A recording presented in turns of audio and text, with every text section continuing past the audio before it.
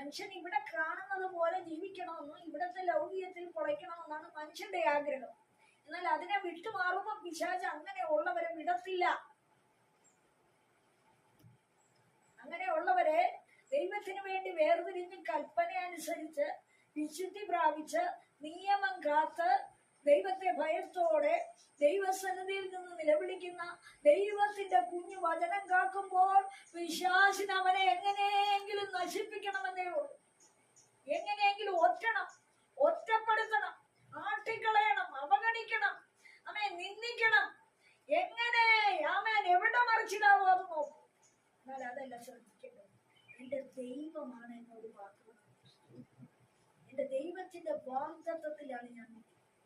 ശത്രുവെ, നിനക്ക് എന്നെ ഒന്നും ചെയ്യാൻ പറ്റും.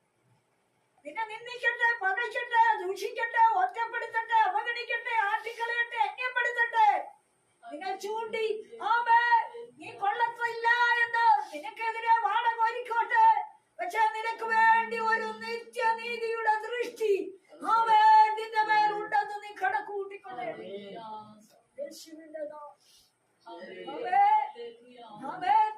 അക്രമങ്ങളെ തടസ്സം ചെയ്യുന്ന ദൈവം, പാവങ്ങളെ മുദ്രയിടുന്ന ദൈവം, മനസ്സ് പുതുക്കി രൂപാന്തരപ്പെടുവാൻ ജനത്തിന് അവസരം കൊടുത്തിട്ടും മടങ്ങി വരുവാൻ മനസ്സില്ലാതെ ദുഷ്ടതയും കയ്പും കാണിച്ച്, എതിര് കാണിച്ച്, ശത്രുത്വം കാണിച്ച്, നാശിപ്പിക്കാനുള്ള മാർഗങ്ങൾ അന്വേഷിച്ച് നാശഗന്ധത്തിൽ ഉരുട്ടിയിടുവാൻ നോക്കുമ്പോൾ ഇല്ലാതിനെ വിളിച്ച ദൈവം നിന്നെ കൈവിടത്തില്ല, നിന്റെ തലമുറകളെ കൈവിടത്തില്ല.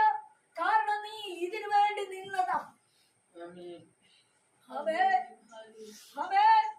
അവൻ സർവലോകത്തിനും മതിയായ ദൈവമാ, സർവത്തെ തൃക്കൈയിൽ വഹിച്ചിരിക്കുന്ന ദൈവമാ, സർവത്തെ നിലനിർത്തുന്ന ദൈവമാ, സകല കർഷത്തിൽ നിന്നും വിടുവിക്കുവാൻ മതിയായ ദൈവമാ. അവൻ സർവശക്തനും സർവ അധികാരിയുമായ ദൈവമാ. ആ ദൈവം അറിയാതെ നിന്റെ കുടുംബത്തിൽ ഒന്നും സംഭവിക്കുന്നില്ല. ആ ദൈവം അറിയാതെ